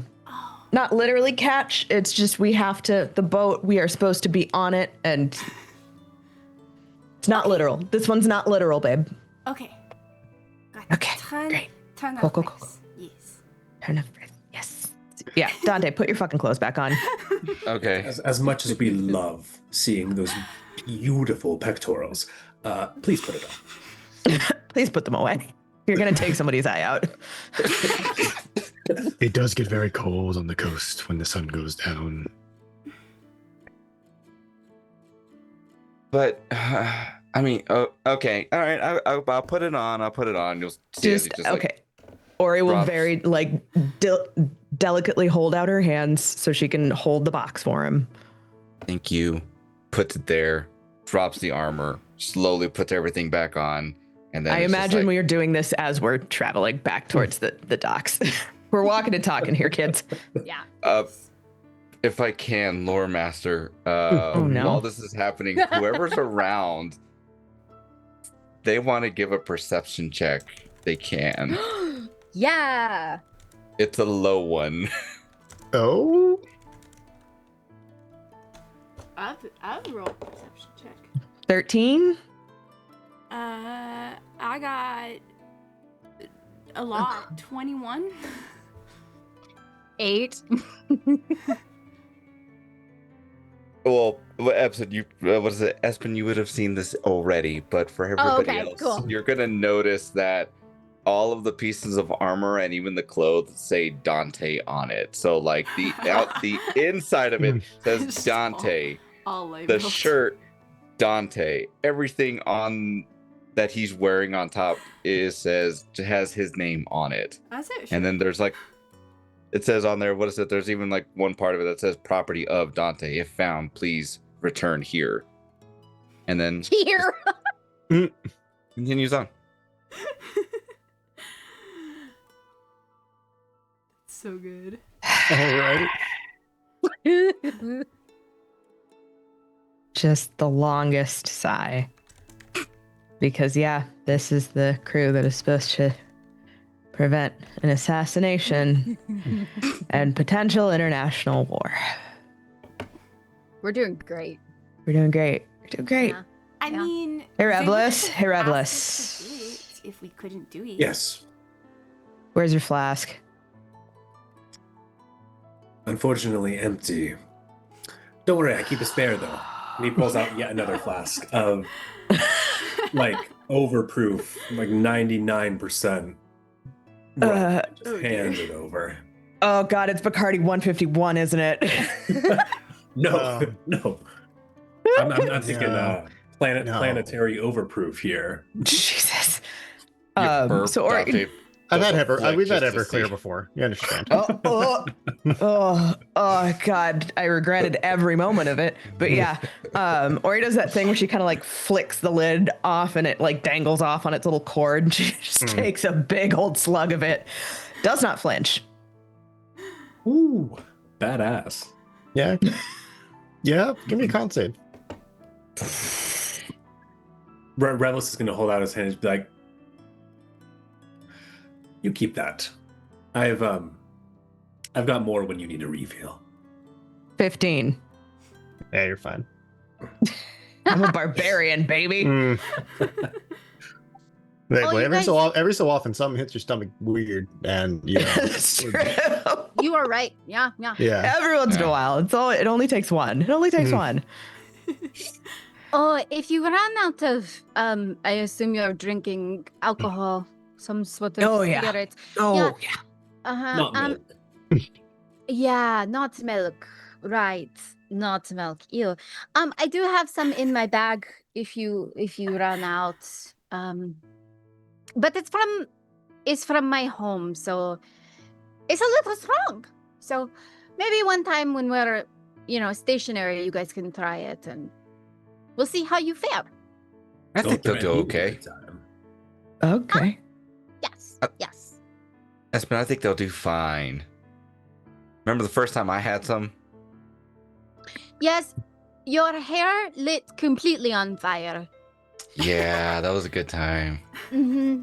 Burnt down to a house or two, but I fixed it. I rectified things. Yeah, but that tree was like really, really old. In my defense, its roots shouldn't have been lifted up in the way that caused me to trip and fall. It's where their Hmm. it's where their dog slept. It was like a little dog house. I told you that. I stand by my reason. Mm-hmm. Yeah. So- okay. Ori takes another drink. Revlis is just staring at Ori at this point. So as you all are kind of disembarking, it's gotten a lot darker outside. And you can see that there is a ship that is heading out of the harbor. And it's fairly out there. But you can see that there is another ship that is moored at the dock in its stead. And you can even see from afar that this ship is bearing on the figurehead a siren chiseled out of stone. I think we have our heading. It appears so. Come on. And as you begin to approach, you do hear some rather aggressive yelling.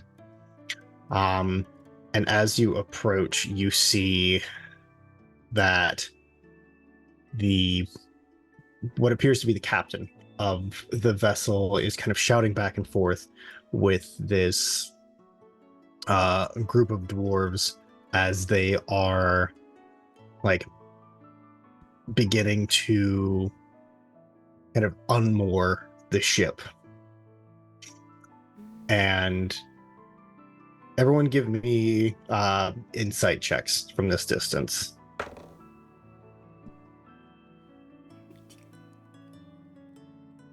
Dirty 20. 13. 18. 15. So, yeah. 7. Okay, except Dante. Dante, you think it's a fine conversation. Everybody else, however, you can hear the captain is yelling, "Stop! Stop! Nope, that's my lines! Stop!" And you see that there is an ogre that is like on the dock and is beginning to push the ship back out to sea. And as you all come around come up, you can see more dwarves that are bearing that crest of a red gem on a brass fist. Fuck they are. And you see that the ship is kind of being forced out to sea by ruby hulled dwarves and their like. As previously stated, the fuck they are. And this is probably a great time for everybody to roll initiative. Let's go. Yeah. Hey. Yeah, no, just confirming, Lore Master Bellegrand, the captain. Yes. Yep, Captain Sergen Bellagrand is what you're looking for. I got 6. Okay. Before shit is off and popping, can Ori bellow as she's running forward, "Captain Bellagrand!" Yes, that's me. Bet. You need help?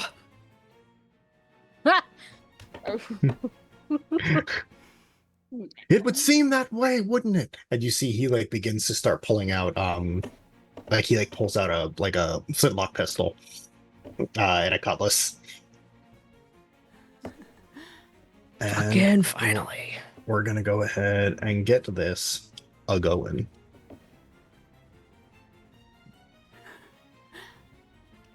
I thought we didn't have to catch the ship. Dang. My God. Got you there. Still a turn of phrase. Still a turn of phrase.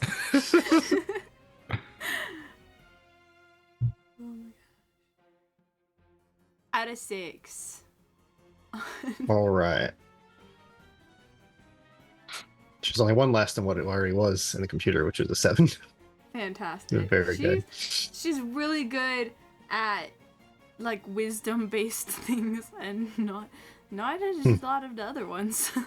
I apologize, guys. I will be right back in just one moment. Yeah. Yeah.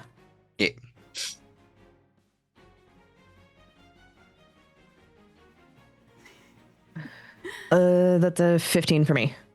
15 for Ori. Okay. That's a 19 for Dante. 19 for Dante. I got a 13, but I changed mine already. Oh, perfect. Yeah. And we're gonna... I'll just go ahead and roll for Atlas.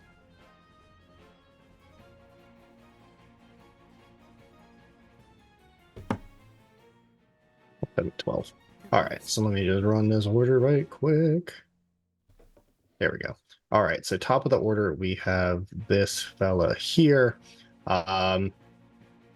Is gonna scoot by. He's actually supposed to be over here. So 5, 10, 15, and he's gonna hold his action until you guys kind of come into range, and try to block you guys at these stairs here.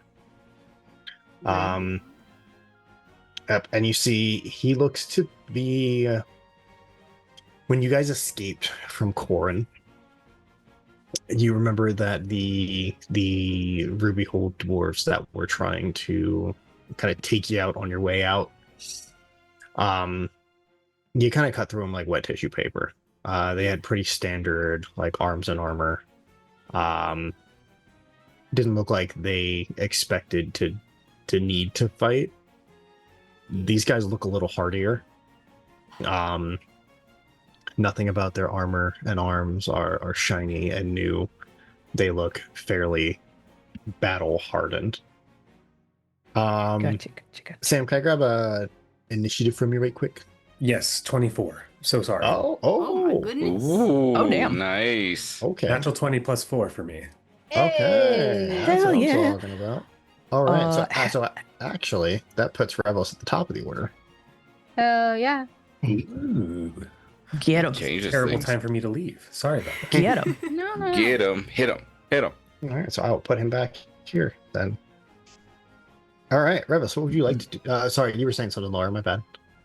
Oh, the items that we got, friend. Specifically the shard. Is that attunement based?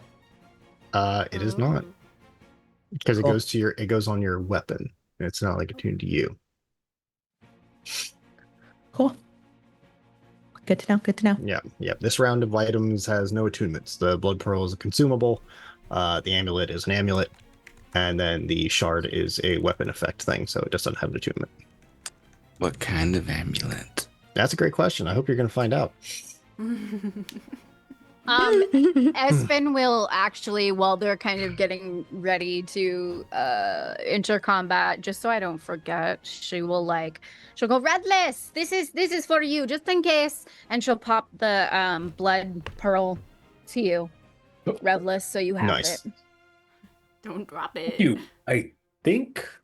It'll come in handy. Just so I don't mess up anything that you just did, Zach, we'll say that Revless held his action. Oh, I moved. We haven't done I moved anything. 5 feet and also held my action, so it actually does nothing. I was like, we haven't done Good. anything. I love this. I'm gonna shoot the guy that was gonna hold his action. Okay. Yeah. Come up. All right, so 5, 10, 15. Yeah, you got plenty of range. It's this fella here. Right on. Okay. Yep.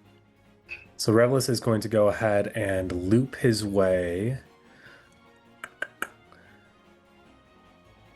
You know what? Yeah. So up here in this corner, in that top right corner or top left corner, my mistake. That little spool, that wheel there. Uh-huh. Are we looking at some hemp rope, or like what are we looking at up there? Is that I'm gonna cover say that can be had? cargo crane, so it'd be pretty like that, like good, like thick boat rope. Okay, right on. Right on. Well, Revlis is going to go ahead and take his movement. He's going to go 5, 10, 15, 20, 25, 30, which I believe is his full movement. Yep, full movement there. Okay. He's going to go 30 feet right about there. He's definitely within range of that fucker. So we're going to go ahead and take some shots. So here's the only thing is he is like 5 feet down. So it's like that you have that step down deck there.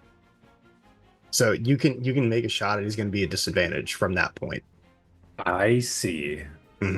Okay. There's levels to this shit, literally. And this is the ogre, is that right? Right. All right. Okay. Well, you know, we're going to go ahead and go back 5, 10 feet, or 5, 10, 15 there. We're going to kind of jump down maybe right about there. Do I have a little bit of a better line of sight? Oh, probably not, because we've got a wall there, huh? Well, okay. No, that's probably better. I'm not gonna get my Baldur's Gate ruler out. Like that should be fine. Just like straight from like the back wall to there is gonna be kind of. That's gonna be like tough. question. Okay. Yeah, this should be fine. You got it. Yeah, we're gonna go ahead and take 2 shots at this guy then. First. Oh yeah, you got him dead to rights. Yeah, it should be fine. Let's do it then. First time I get to pull out my special combat dice for Revlis. You got special combat dice? Oh, Yes, sir. You know, I had to get that little gunslinger revolver set. Love that. Love that. All right, let's do that's this the good thing. stuff right there. Stop rolling, please. Oh, okay. That's a 18 to hit. 18 just barely hits. Ooh, okay, barely hits. Okay, second shot coming in. Oh, that's not too great. 13. So that's not going to go well. All right, yeah, second shot won't hit, but all right. Okay. That's going to be 1d10 plus 4. Oh, not bad. Okay, we've got 12 on that first one. okay. And we are going to fucking action surge. So we're going to attack yet again. And that's going to be 2 more shots. So as Revlis kind of rocks up, he's going to fire that first shot, watch as it connects, fire the second one. It pings off of a piece of metal or armor somewhere. And as he's doing that with the other hand, he like kind of tosses the pistol up in the air, pulls out a lead shot as the pistol is coming back down, fires with the other hand, puts that one back into his belt, grabs the pistol out of the air, throws that lead shot in, and then all in one fluid motion, almost kind of like juggling his pistols as he's firing these, starts loading the next one to get the next shot ready. He's got arthritis, so he can only do it once, but here we are. Let's see how we go here. Okay, that is going to be a dirty 20 to hit for that first shot. And not great. 17, so that probably misses, huh? Yeah, that one's gonna miss. Okay. 50% isn't bad. We'll take it. Yeah. Not with powder weapons. That's 50%'s great.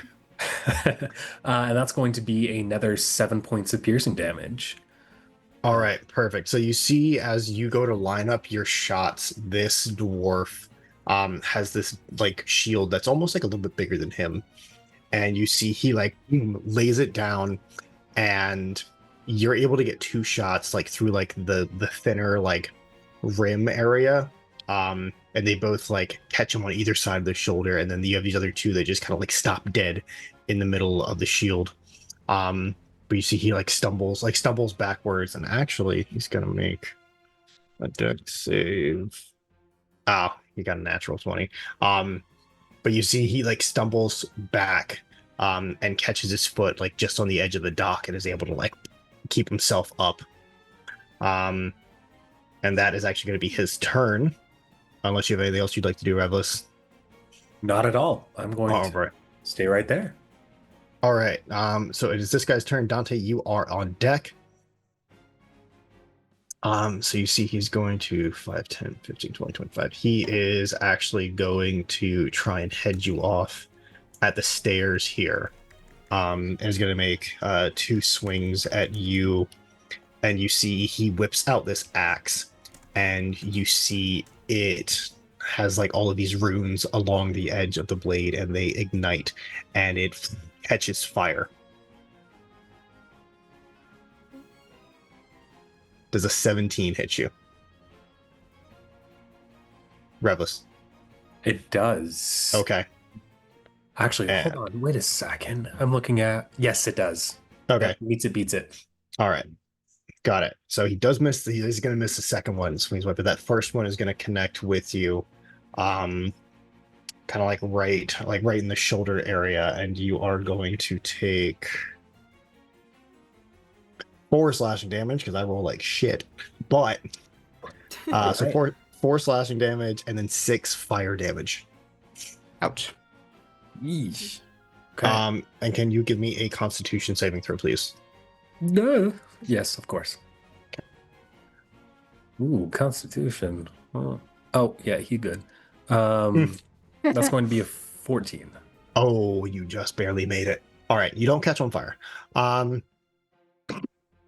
Very, very good. Sir. So that is it for him. Speaking of fire, Dante, you are up. Dante is going to pull out his sword. His turtle shells shield is on his back. Mhm. It's going to really quick pull out the amulet. Like, I hope you guys can do something for me, and then throw that on real quick before he... Do it, Dante! Or he just starts running his way over here and is going to engage in the first dude that's like 20 feet of his movement. Mm-hmm. And now Dante, yes. Hi, hello, that's me. do you want to find out what this amulet does now? I'll leave it up to you to find the most comical time to reveal that information to me. I'm here for the lulls, people. I'm so fucking proud of you. It is. So here's the thing: is whenever it happens, it's gonna take your turn. So I want you to tell me when you want something to happen. That's all. That's all I'm gonna put out there for you. Then it won't be this turn. It'll Okay. probably Very be good. the next turn. Very good. Very good. They're still chewing. Do you think? And then what is it? Bonus actions. What is it? Searing. No, we're gonna go Divine Smite. And is going to hit with the swords. Let's see. First one's going to be. Does a 16 hit? 16 does not hit.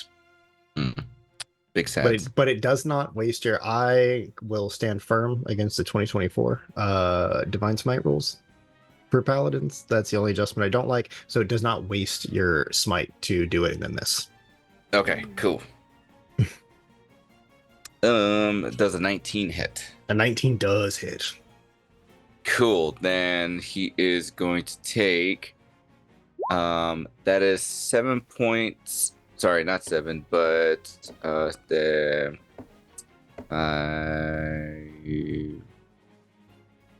showed it a while ago. I can't count either.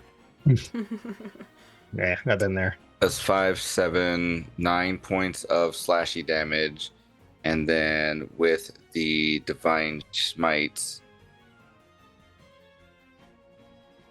Yeah, I said divine smite. That's going to be an additional 7 points of damage, so 16 total. Okay. All right, 16 total. Ooh. All right. Yeah. So this guy is 2v1 in you, one of you guys, and it's not having a great time.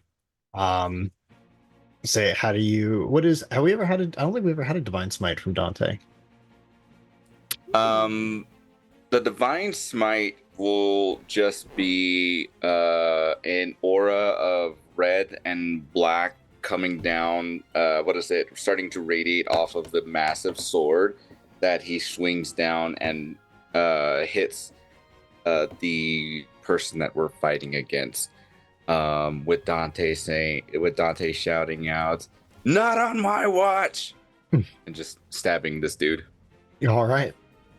Absolutely. So some very concerning colors erupt from the blade. It's fine. And, It's fine. And you just clobber this guy.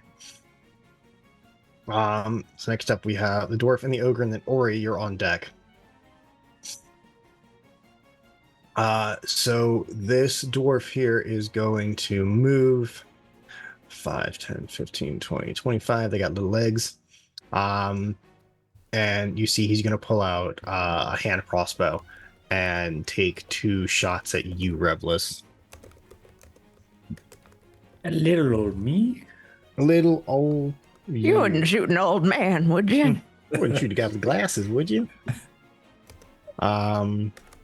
We did confirm that a 17 hits you. 17 does hit. Yep, and then a 9 does not. So you're gonna take 1 little crossbow bolt. Take 2. Light work. So you see it's like 5 piercing damage. Ooh. And yeah, nothing fancy about this one though. You're not taking any extra elemental damage or nothing. And then you see that guy like stows the hand crossbow and like whips his axe back out and looks like he's getting ready to rush in. And the ogre's turn. So the ogre is going to use an attack to push the ship. So how that's going to work is I'm going to roll a d4, and then that times 5 feet is how far the ship ends up. So if we get to was it 5, 10, 15, 20, 20, 30. So if we hit 75, 85 feet, the ship is gone. And the first one's a 4. So that is 20 feet right off the bat. Hello, what? Yeah. Yeah. Okay. But what if it didn't? What if it didn't? Hear me out. What if it didn't? So you see he like gets his foot on, he gets like that last rope off, and just plants his like massive foot on the back, and you hear the ship like groan forward, and you see Captain Beregrond like stumbles back because it's just this like sharp of force, and the ship kind of starts to drift off. And then he is going to use another attack to chuck a barrel over at this lovely grouping of folk over here. Ah, fuck. Bring it. So can everybody over here give me a dexterity saving throw? So Espen, Seraphina, Ori. Oh, yeah. Seraphine is so good at those. Mm-hmm. Thank God for primal sense. 13? Dirty 20. 17. Seraphina, what was yours? 13. Okay, that's unfortunate. No. All right, so the 2 of you are able to duck out of the way. Seraphina, you're going to get clobbered. Sorry, dude. That was a pretty high dex save for me. That's pretty good for Seraphina. So you're going to take 15 bludgeoning damage. Solid. Ouchie. Sick. And that is going to be it for the ogre, which brings us to Ori. Espen, you're on deck. Cool. Fuck it. Ori's gonna put the Deathwalker shard around the heft of her big double-handed fuck off maul warhammer. Hell yeah. She's gonna yell at Bellegrand, drop your god's damn anchor. And then for bonus action, I'm gonna rage. So, you know, I'm gonna combine it, because what's gonna happen is Ori is literally going to spring forward and run with all of her might and like springboard off of come on, like the ledge here, I guess. Okay. Like in front of Revelus. If I do a flying leap with my rage, can I overhand smash the ogre in the face? You know what? You sure can. Yeah. Absolutely, you can. Okay.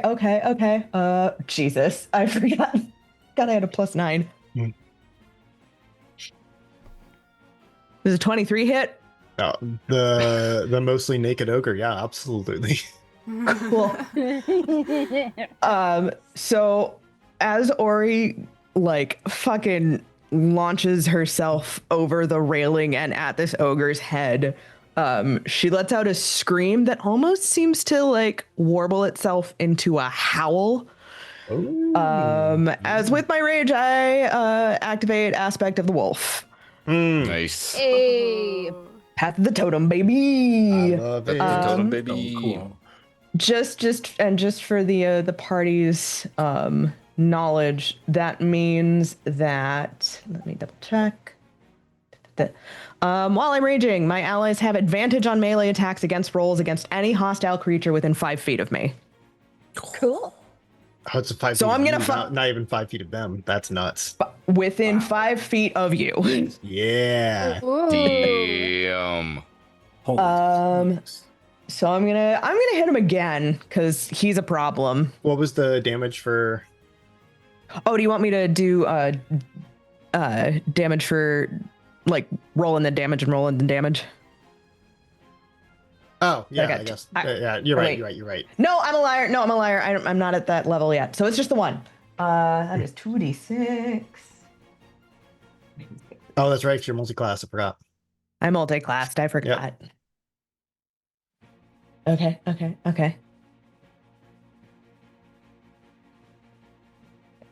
13 damage. 13 damage to the big boy. Yeah, Ori. So you can put yourself wherever you want to land. Yeah. You clobber this guy. You get a good running start. Clear this little dwarf dude. And just bring the hammer down. Quite literally. And you see the ogre kind of stumbles back, and he still stands like a good full 2 heads taller than you. But you have his full undivided attention. That's the point, baby. And Ori gives him this like big manic, like you can see the full tusks that showcase her half orc heritage, and she just says, "It's you and me, big boy." I'm gonna action surge. And I'm gonna hit him again. Yes. Do the thing. We Do love the it. Jesus thing. Christ. Crit. 28. Hey. That's gonna do That's a it. 19 on the die. Yeah, I say 19 on the die, isn't it? Yeah. Ooh.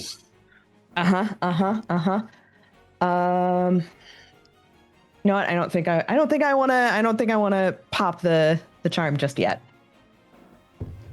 And that's another 13. All right, another 13. You bring the hammer down. And then I imagine you just like kind of bring it back and you kind of uppercut him a little bit. And you see he kind of staggers. And that's gonna bring us to Espen. What's up? Hey, awesome. I am going to, I'm just making sure that I can do both my starry form and also my freaking favored foe at the same time. I was just making sure. Okay, so first off the bat, Espen's gonna focus in on the ogre, and I'm gonna activate one of my favored foes. And as she's like focusing on that ogre, she's going to activate her starry form of the archer. So what you guys are gonna see is that she's turns into this astral sort of shape of Espen. It looks like she's full of constellations, essentially. But the main one is what they refer to as the Archer, which essentially gives me an extra arrow attack. So I'm gonna knock 2 arrows to see if they hit that ogre. Let's see. Does advantage. Amazing. Okay, so that will be a 13, a 19 to hit, and then a... Hold on, what's the other one? Or a 24 to hit. What was the first one? 19. They're both gonna hit. Amazing. So you're gonna see 2 arrows just shoot right at this guy, and they do a lovely amount of damage. Give me just a second. Got 4, 7, 13, 20, 24, 27. Hold on. One more d6, everybody. Lord. 31 points of piercing damage between the 2 arrows. God damn. Good Lord. Yeah. Yeah. So as you infuse these arrows with like this starry... Wait, hold on. Add 6 to that. Because it's 3 per... Sorry, because it's plus 3 per arrow. Jesus Christ. Yeah. Holy smokes. Wait, So I'm sorry. 37. Add 7. 38. 38. Because the my starry form is plus 3, and then my my longbow is plus 4. Hell of an opening move at level 5, let me tell you. Yeah, so Ori, you see that as you hit this ogre, he you get him good, and he seems to kind of bear down, and he's like, this is what I'm here for. And then you see these 2 crazy star arrows come out of nowhere, over your shoulder, and you just land him middle of the chest, and he staggers back hard. And that that look of grit and readiness is wavering, and he's like, oh, wait a minute. Hell yeah. Anything else on your turn, Espen? That is my turn. Let me make sure. Yep, that'll do it. All right. So we got 3 doors after that, and then Seraphina, you're up. Seraphina's very concerned because she's still never had to kill anybody before. The first time for everything. Yeah. So watching the ogre getting pummeled, she's just gonna be like, if you stay here, people are just going to keep getting hurt. So, maybe you should leave. And then on leave, she's gonna cast command, which is so you get 3 doors in front of you. I was saying that you're okay. The next player character up. But where your head's at. I'll wait. Yeah, but no, you're on it though. I love it. All right, 5, 10, 15, 20, 25. He can just barely get there. So Ori, this guy's gonna come after you. And take 2 swings, and you see he does have the fun glowy axe. Cool. So you see the ruby runes inside his axe light up, and they're gonna take 2 swings. 22 to hit. And 9 to hit. 22 hits. Yeah, I figured 9 probably didn't. So you're gonna take 7, 8, 9 slashing damage, and then 12 fire damage. I rolled max damage. So 4 or 5 for the slashing, because rage. Was it half round down? It's all that's on you, GM. Sure, round down, whatever. That's fine. One or the other is not going to kill you. I mean, it will at some point, but eventually. Yeah, that's the whole point of hit points. Yeah, and can you give me a con save, please? Jesus. I love barbarians. 22. 22. Damn. You also don't catch on fire. You see that like as he hits you, like a little like scrap of your like tunic ignites, and you're just able to just like. But very good. And then both these guys are going to take shots, 2 at Revelus, 2 at Dante, with their big ass crossbows. One of them is not. No. Well, yeah, one of them is actually not going to at all. As he goes to lay up, he rolls a 1. And so he like misfires wildly and it shoots off, and he's like trying to like get his shit back together. So he's going to forget his next attack. And then, so Revelus, you're safe. Dante, you got 2 coming at you. The 18 hit you. Beats it. Okay.